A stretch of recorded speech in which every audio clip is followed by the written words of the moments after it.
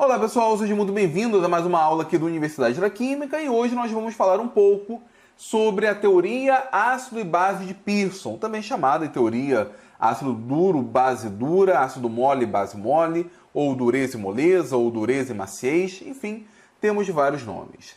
Na verdade, essa teoria, a teoria de Pearson, ela é diferente da teoria de Arrhenius, de Bronsted e de Lewis, porque essas três teorias classificam o que são os ácidos e o que são as bases. A teoria de Pearson, na verdade, ela fornece uma explicação do porquê da reatividade de alguns compostos, em especial ácidos e bases de Lewis. Vamos pegar aqui um exemplo. Imaginem que eu tenha ferro 3+, e coloque para reagir com um haleto, seja fluoreto, cloreto, brometo, iodeto, e eu forme esse complexo. Imagine também uma reação análoga agora com Hg2+. E vamos analisar a constante de equilíbrio. Vocês sabem que quanto maior for a constante de equilíbrio, mais favorável será a reação no sentido dos produtos, porque a constante, por definição, é a concentração dos produtos dividida pela concentração dos reagentes. Vamos analisar não a constante de equilíbrio, mas o log de K, que não tem problema nenhum, simplesmente o log de K é diretamente proporcional à constante de equilíbrio. Ou seja, quanto maior for o log de K, maior será a constante de equilíbrio e maior será a tendência à formação de produtos. Se nós analisarmos aqui, quando nós temos o ferro 3+, a maior tendência de formar produtos é com o fluoreto. Agora, quando nós temos o Hg2+, o comportamento é oposto. A maior tendência é com o iodeto e a menor com o fluoreto. No caso do ferro 3+, praticamente não forma complexo com o iodeto. Por que essa tendência inversa quando nós temos ferro 3+, e quando nós temos mercúrio 2+. Na verdade, isso já era observado há muito tempo. Tanto é que alguns cátions específicos, no caso, cátions leves do bloco sp, cátions do primeiro período de transição, cátions com a carga elevada, além de cátions de lantanídeos e actinídeos, eram classificados como cátions classe A. E esses cátions interagiam muito bem com fluoreto, com óxido, com nitreto. Quando comparamos, por exemplo, a reatividade com fluoreto, cloreto, brometo e iodeto, a reatividade é muito maior com fluoreto. A mesma coisa vale com óxido, sulfeto, seleneto, telureto. A reatividade é muito maior com óxido. E a mesma coisa também com nitreto quando comparado com os outros ânions ou átomos mesmo da mesma família. Por outro lado, nós temos outros cátions, que seriam os cátions mais pesados do bloco D, além do telúrio, polônio, chumbo, tálio, enfim. Esses outros cátions, eles têm uma reatividade diferente. Ao invés de eles interagirem melhor, por exemplo, com fluoreto, interagiam muito melhor com iodeto. A constante, nesse caso, era muito maior. Ao invés de interagir melhor com o óxido, eles interagem melhor com o telureto. Ao invés de interagir melhor com o nitrogênio, eles interagem melhor com o antimônio. Esses cátions, que tinham um comportamento distinto, eram chamados cátions do tipo B. Aqueles ânions ou aquelas moléculas que interagiam melhor com os cátions do tipo B também eram classificadas como moléculas ou ânions do tipo B. E aquelas que interagiam melhor com os cátions do tipo A eram classificadas como moléculas ou ânions do tipo A. É nesse contexto que aparece a figura do Ralph Pearson. Pearson, que inclusive é vivo até hoje, publicou um artigo em 1963, onde meio que ele fazia uma correlação entre esses cátions do tipo A com os ânions do tipo A, cátions do tipo B e ânions do tipo B, e ele propôs uma nova classificação. Nesse artigo, o Pearson muda a classificação de espécies do tipo A e espécies do tipo B. Ele passou a chamar as espécies do tipo A de duras e as espécies do tipo B de moles. E além disso, os cátions ele passou a chamar de ácidos, afinal, são ácidos de Lewis, mas não apenas os cátions. Moléculas com deficiência de elétrons, como é o caso dos boranos, também são classificadas como ácidos. E no caso dos ânions, ou moléculas com pares de elétrons não ligantes, passaram a ser chamadas de bases. Então agora nós teríamos cátions, ou melhor, ácidos duros e ácidos moles, bases duras e bases moles. Além desse artigo, nós temos vários outros artigos do Pearson. Vale a pena dar uma lida nesses dois artigos do Journal Chemical Education, são antigos, são de 68, onde ele explica mais a sua teoria, porém com um cunho mais didático. A parte 1 fala sobre os princípios fundamentais e a parte 2 fala sobre a teoria propriamente dita. Com essa classificação, o Pearson então conseguiu explicar muita coisa em termos de reatividade de espécies. Mas antes de explicarmos como que isso aí é capaz de definir a reatividade, precisamos definir o que é um composto duro e o que é um composto mole. Um composto duro é um composto pouco polarizável, enquanto que o composto mole é um composto muito polarizável. Como que a gente consegue identificar um composto pouco polarizável? Ele tem algumas características. O raio pequeno, uma elevada carga nuclear efetiva, uma carga positiva elevada, no caso dos ácidos, ou uma baixa carga negativa, no caso dos ânions. Por que essas condições? Imaginem que eu tenha um cátion pequeno. A sua nuvem eletrônica vai estar muito presa ao núcleo, ela será pouco distorcida, então ele é pouco polarizável. Quanto maior for a carga positiva sobre esse cátion, significa que menos elétrons ele tem, significa que está mais preso ao núcleo, consequentemente, é menos polarizável. No caso de um ânion, quando ele tem uma carga negativa pequena, ele tem menos elétrons, e se isso for associado a um raio pequeno, essa carga está mais concentrada. Vai ser mais difícil a polarização de sua nuvem eletrônica. Podemos citar como exemplos de compostos duros o H+, o ferro 3+, o alumínio 3+, a água, porque no caso o sítio básico é o oxigênio, e devido à sua elevada eletronegatividade, os elétrons estão mais presos ao núcleo. A mesma coisa vale para o ioóxido, o fluoreto, alcóxidos, enfim, são todas espécies duras. Agora, as espécies moles são o contrário. Nós devemos ter um raio grande, uma baixa carga nuclear efetiva. No caso dos ácidos moles, eles terão normalmente uma baixa carga positiva. No caso dos ânions, a moleza será favorecida com a maior carga sobre esse ânion. Em todos esses casos, isso favorece a polarizabilidade, porque agora os elétrons não estarão tão presos ao núcleo e poderão ter a sua nuvem distorcida com mais facilidade. Podemos citar como exemplos o cobre+, a prata+, o chumbo 2+, o ouro+. Notem que são cátions ou com a carga baixa ou com raio elevado, então sua nuvem eletrônica é mais facilmente distorcida. No caso das bases, nós temos as fosfinas, o fósforo e o enxofre, por exemplo, são elementos do terceiro período. A sua nuvem eletrônica não está tão presa ao núcleo assim, consequentemente, são mais polarizáveis. A mesma coisa, o iodeto, que tem um raio muito grande, é facilmente polarizável. Tudo isso, então, contribui para que esses compostos sejam classificados como moles. Eu costumo pensar numa espécie dura como sendo, por exemplo, uma esfera rígida, como uma bola de gude. Dificilmente nós vamos conseguir distorcer essa nuvem eletrônica. E como que nós dificilmente conseguimos distorcer a nuvem eletrônica? Se a carga nuclear efetiva for elevada, se os elétrons estiverem muito presos ao núcleo. Por outro lado, eu costumo pensar numa espécie mole como sendo uma esfera de espuma, onde a gente consegue distorcer a forma com muita facilidade. E como que a gente consegue distorcer a forma? Se a carga nuclear efetiva for baixa, se a nuvem eletrônica não estiver tão presa ao núcleo. Então, é mais ou menos essa a ideia central de um composto duro e de um composto mole ou macio. Vale as duas classificações. Na verdade, eu estudei na UF, e na UF nós costumávamos chamar de compostos moles. Na época, o pessoal da UFRJ tinha o hábito de chamar de macio. Então, nós temos os compostos duros ou moles, ou, se preferirem, compostos duros ou macios. Só que isso, pessoal, não se restringe apenas a cátions e ânions. Nós podemos ter moléculas, por exemplo, os boranos, que funcionam muito bem como ácidos, afinal tem um orbital p vazio, e eles podem ter dureza diferente dependendo do substituinte. Aqui nós temos o hidrogênio como substituinte, e aqui nós temos o flúor. Acontece que o flúor é muito mais eletronegativo do que o boro, então ele acaba retirando muita densidade eletrônica via efeito indutivo. Isso faz com que esse núcleo seja muito mais ácido do que esse núcleo. Então, nós dizemos que o boro, quando ele está ligado ao flúor, é um ácido mais duro do que quando ele está ligado ao hidrogênio. Podemos até generalizar.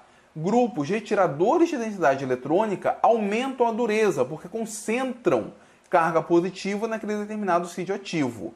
Por outro lado, grupos doadores de densidade eletrônica aumentam a maciez ou a moleza porque fornecem mais elétrons para aquele sítio ativo.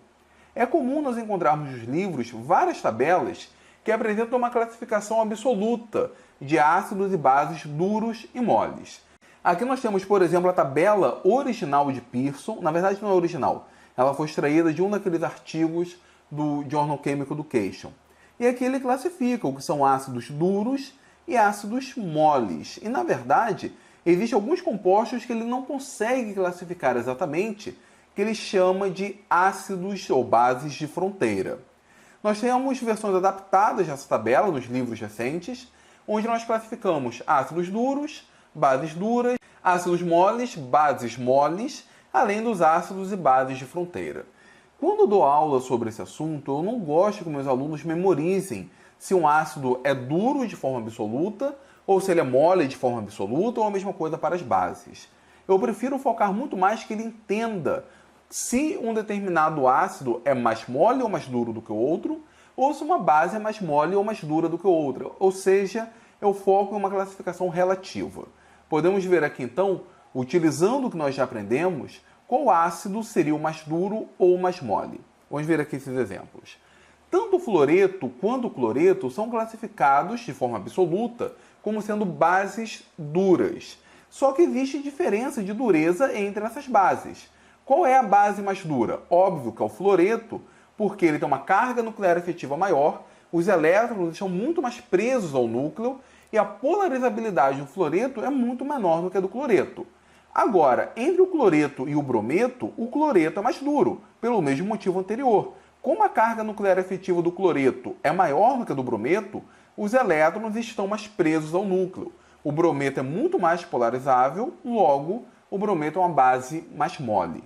Agora, quando nós comparamos ferro 2 e ferro 3, no caso do ferro 3, nós temos uma carga mais concentrada. O raio do ferro 3 é menor, a carga sobre ele é maior, os elétrons estão muito mais presos ao núcleo do que o ferro 2. Então, o ferro 3 é um ácido mais duro do que o ferro 2. Quando nós comparamos moléculas como amônia e a água, nós primeiro precisamos identificar qual é o sítio ativo, nesse caso o nitrogênio, e aqui o oxigênio. E agora a gente pode olhar, por exemplo, para a eletronegatividade desse átomo. Como a eletronegatividade do oxigênio é maior, os elétrons estão mais presos ao oxigênio, consequentemente é uma base mais dura do que no caso do nitrogênio da amônia, que é menos eletronegativo, seus elétrons, portanto, são mais polarizáveis. Agora, se aqui a amônia é uma base mais mole, quando nós comparamos as aminas, esse R aqui é um radical orgânico, quando nós comparamos as aminas com as fosfinas, o nitrogênio é mais eletronegativo, então maior carga nuclear efetiva, faz com que as aminas sejam mais duras do que as fosfinas. Quando nós comparamos o sódio com o potássio, a carga é a mesma, só que o raio do potássio é maior. A carga é mais concentrada, portanto, no sódio. Então o sódio é um ácido mais duro. Quando nós comparamos o LF3 com a LBr3, entramos em um caso muito parecido com o caso do boro. Nós temos o orbital P vazio e o fato do alumínio que está ligado ao átomo de flúor faz com que a densidade eletrônica positiva sobre esse átomo de alumínio seja muito maior. Então esse é um sítio mais duro do que o LBr3, onde nós temos uma diferença de eletronegatividade menor. Eu acho essa classificação relativa muito mais importante do que a classificação absoluta. Mas agora vale uma informação importante. O ouro mais, durante muito tempo, foi considerado o ácido mais mole conhecido, exatamente por ter um volume grande e uma carga pequena sobre ele. Porém, alguns anos atrás, mais especificamente em 2006, ele acabou perdendo esse posto e, através de cálculos da FT, foi comprovado que, pelo menos até o momento, o ácido mais mole conhecido é o Rg+. O Rg é um dos elementos lá do sétimo período, o roentigênio. E foi determinado que ele é o ácido mais mole conhecido, não através de dados experimentais, mas através de cálculos da FT, cálculos baseados na teoria do funcional da densidade. Isso só foi possível porque, ao longo dos anos, foi determinado o conceito de dureza máxima. E o conceito de dureza máxima acaba sendo determinado através de diferença de energia entre os orbitais HOMO e LUMO. Então, se eu consigo determinar a estrutura eletrônica de uma determinada espécie, eu consigo determinar a sua dureza. E, óbvio, quanto mais duro for um composto, menos mole ele será. Durante muito tempo, a abordagem de Pearson foi puramente qualitativa. Com o advento de métodos de cálculo da estrutura eletrônica, é possível ter uma abordagem muito mais quantitativa e muito mais poderosa. Mas voltando ainda para o conceito original de Pearson, nós já definimos o que é um ácido duro, um ácido mole, uma base dura e uma base mole.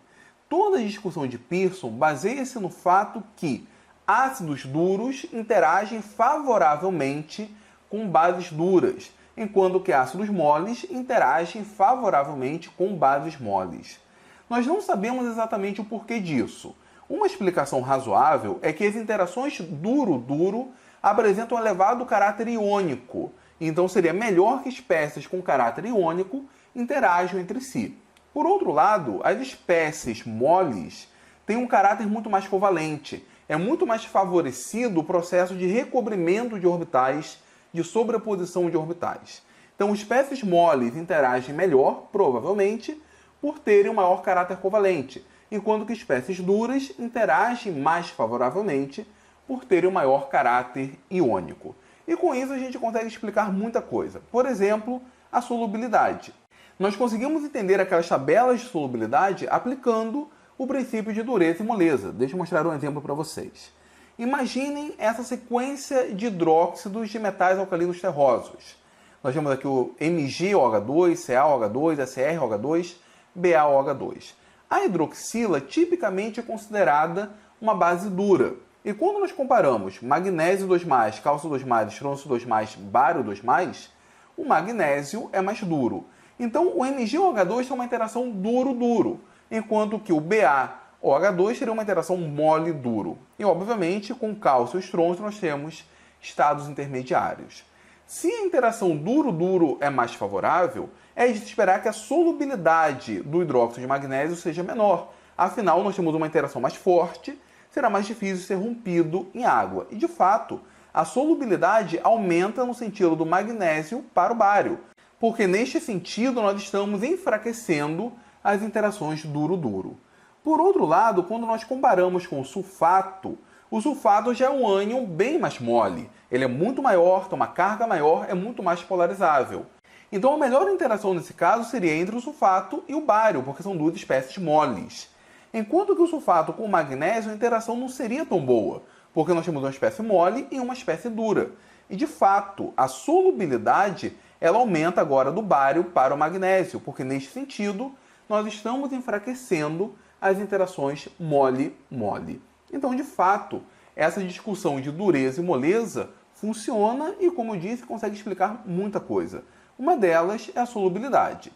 Uma outra coisa é como que os minérios são encontrados na natureza. Por exemplo, lítio, magnésio, alumínio, ferro, que são átomos com uma característica muito mais dura, são encontrados na natureza na forma de óxidos, que na verdade é uma base dura. Agora, quando nós temos átomos com caráter muito mais mole, como é o caso do chumbo, cádmio, antimônio e zinco, nós encontramos na forma de sulfeto. E não é à toa que esses cátions, por exemplo, eles precipitam como sulfetos, afinal nós temos uma interação mole-mole. Uma outra coisa também muito importante no que diz respeito à interação duro-duro e mole-mole é quando nós temos algumas moléculas com mais de um sítio reacional. O melhor exemplo disso é o tiocianato. O tiocianato apresenta essas duas estruturas de Lewis. Em uma, a carga negativa está presente no átomo de enxofre, no outro, a carga está no átomo de nitrogênio. E elas podem ser convertidas através de uma ressonância simples. Acontece que o enxofre é um sítio muito mais mole, enquanto que o nitrogênio é um sítio muito mais duro. Então, se nós oferecermos para eles ferro 3+, por exemplo, a coordenação com ferro 3+, será através do átomo de nitrogênio, porque nós temos um sítio duro com outro sítio duro. Agora, quando nós oferecemos ao meio reacional ouro+, que é um ácido muito mole, ele vai interagir predominantemente com o enxofre, que é uma base muito mais mole. De fato, existe uma interação muito favorável entre o ouro e o enxofre, por se tratarem de ácidos moles e bases moles. Um outro exemplo, como que a dureza e a moleza pode guiar a reatividade. Nós temos essa espécie aqui, que na verdade é um radical. Ele é chamado radical do tipo nitronil nitróxido. Aqui nós temos um grupo aliás, um sítio de coordenação, que é o oxigênio, e aqui nós temos outro sítio, que é o nitrogênio. O nitrogênio é mais mole do que o oxigênio. Essa espécie interage com esses complexos, que nós chamamos complexos que contêm o ligante beta de cetonato. Aqui nós temos o metal, aqui nós temos dois ligantes. Nesse caso, nós temos como substituintes o grupo trifluormetil, que são grupos com uma eletronegatividade muito elevada. Eles acabam retirando densidade eletrônica desse átomo de carbono, que retira a densidade eletrônica do oxigênio, que retira a densidade eletrônica do centro metálico. Isso faz com que o centro metálico seja bem duro.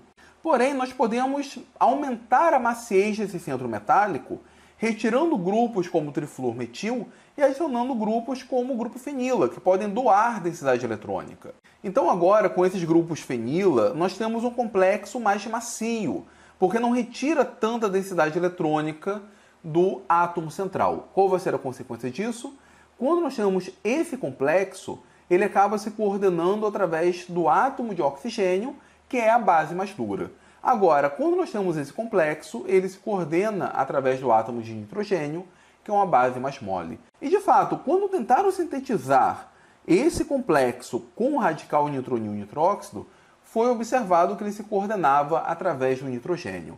Eu, inclusive, participei da redação deste artigo, que mostra como esses grupos fenila são capazes de alterar a maciez ou a dureza, enfim, do centro metálico e guiar a coordenação através do radical nitronil nitróxido. Então esse aqui é um exemplo, é mais um exemplo de como que o princípio de Pearson de dureza e moleza nos ajuda a esclarecer como que uma reação vai ocorrer. Mas por falar em reação química, vamos olhar uma reação agora propriamente dita. Imaginem essa reação. Nós temos uma constante de equilíbrio de 10:3. Isso significa que nós temos muito mais produtos do que reagentes. Quando a constante de equilíbrio é maior do que 1, nós temos uma reação produto favorecida. Notem aqui que no caso dos reagentes, nós temos o cátion metilmercúrio e o fluoreto. O cátion metilmercúrio, ele na verdade é mole, enquanto o fluoreto é uma base dura. E aqui nós temos o hidrogênio sulfito. O hidrogênio é um cátion duro, enquanto que o sulfito é uma base mole. Então notem que aqui nós temos interações cruzadas, mole com duro, duro com mole. Quando existe a troca desses íons, nós temos agora uma espécie mole interagindo com uma espécie mole e uma dura interagindo com uma espécie dura. Ou seja, isso é favorecido do ponto de vista da teoria de Pearson e acaba explicando por que nós temos uma constante maior do que 1, porque a formação dos produtos é favorecida. Um outro exemplo, basta trocar o fluoreto pelo hidróxido, que quando comparado com o sulfito ainda é uma base dura. Então aqui nós temos mole duro, aqui nós temos duro mole e o produto é mole com mole. A água seria a junção do H+ com H-, duro com duro. Notem que a constante é bem elevada, 10:7, sendo explicado também pela teoria de Pearson. Só que esse princípio não é infalível. Por exemplo, imagine essa reação. O sulfito reagindo com HF. Aqui nós temos uma espécie mole e aqui duas espécies duras. A princípio, essa reação não deveria ser produto favorecida, porém a constante é 10:4. Mesmo o produto sendo produto de uma espécie dura com mole e aqui a espécie dura ficando livre. Um outro exemplo. Aqui nós temos o hidróxido reagindo com essa espécie. O hidróxido é duro, aqui nós temos mole com mole. Essa reação também é produto favorecida, a constante é igual a 10. E nós temos nos produtos uma espécie mole ligada a uma espécie dura, liberando uma espécie mole. Por que isso acontece? Porque existem outros fatores envolvidos. Aqui o que está envolvido é a força da base. Tanto o sulfito quanto o hidróxido são bases mais fortes do que o fluoreto. E eles acabam forçando a reação a ocorrer neste sentido. Só que se nós olharmos bem, as reações de baixo têm uma diferença fundamental em relação às reações de cima. Em cima, nós temos interações mole-mole, duro-duro, para todas as espécies. Aqui nós teremos uma espécie dura e uma espécie mole solta. Elas serão simplesmente solvatadas com a água, não terão com quem interagir. Em cima, nós temos uma maior quantidade de interações mole-mole, duro-duro. Então, quando nós temos a possibilidade de formar apenas interações mole com mole e duro com duro, a teoria de Pearson, na maioria das vezes, torna-se predominante. Agora, quando a interação é apenas de um par, depois nós teremos uma espécie solta, pode ser que outros fatores favoreçam que a reação ocorra em um outro sentido. Nesse caso, o que está favorecendo é a força da base. Porém, mesmo com algumas falhas, a teoria de Pearson é muito esclarecedora. Note sua importância em explicar a solubilidade, a formação de complexos, a distribuição de minérios na natureza, além de ser muito utilizada na pesquisa em química. Vamos fazer então 2 exercícios para finalizar a aula. O primeiro é uma questão que caiu em um dos concursos para docente do Instituto Federal. Ela diz que o mercúrio apresenta alta toxicidade, mesmo em baixos níveis de concentração. No organismo humano, os compostos de mercúrio apresentam grande afinidade por determinados resíduos de aminoácidos. Considerando a estrutura da cisteína, mostrada abaixo, nós temos essa estrutura, o item A pede para explicar qual deve ser o sítio de coordenação preferencial para a formação de um complexo entre o íon mercúrio 2 e a cisteína, e pede para correlacionar a resposta à teoria de ácidos duros e moles. Na verdade, nem precisava dar essa dica. Nós temos o nitrogênio, nós temos o oxigênio e nós temos o enxofre como sítios básicos. Como o mercúrio 2+, ele é um cátion bem volumoso, ele é um ácido mole, ele vai se ligar preferencialmente ao enxofre, que é a base mais mole presente na cisteína. Então aqui nós temos uma explicação de uma reação bioquímica com base no princípio de dureza e moleza. Agora outro exercício pede para indicar se a constante das reações abaixo é maior ou menor do que 1. Basicamente nós vamos ver se será formada a interação mole-mole, duro-duro ou mole-duro, duro-mole. Se formarmos interações mole-mole, duro-duro, muito provavelmente teremos uma reação produto favorecida. Em um caso como esses, a constante é maior do que 1. Então, nota que nós temos hidrogênio comparado com sódio. Hidrogênio é duro, sódio é mole. Iodeto comparado com fluoreto. Iodeto é mole, fluoreto é duro. E aqui nós teremos uma espécie dura com outra espécie dura, uma espécie mole com outra espécie mole. Aqui o K é maior do que 1. Embaixo, alumínio comparado com sódio. Alumínio tem uma carga maior, então ele é uma espécie mais dura. O sódio vai ser então um ácido mole. Iodeto já vimos, é mole, o fluoreto é duro.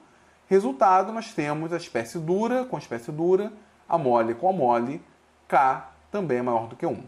Aqui nós temos cobre 2 e cobre 1. O cobre 2 é mais duro do que o cobre 1. Então aqui nós temos uma espécie dura, interagindo com o iodeto, como uma espécie mole. Cobre 1, cobre mais, ele é mole, comparado com cobre 2. Fluoreto é duro.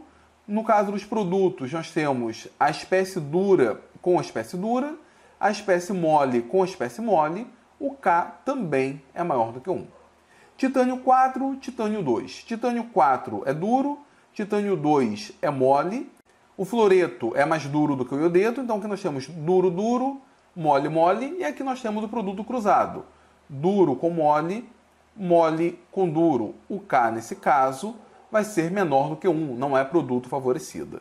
Aqui nós temos cobalto 2 contra mercúrio 2. Cobalto 2 é duro, fluoreto é duro, mercúrio 2 é mole, iodeto é mole.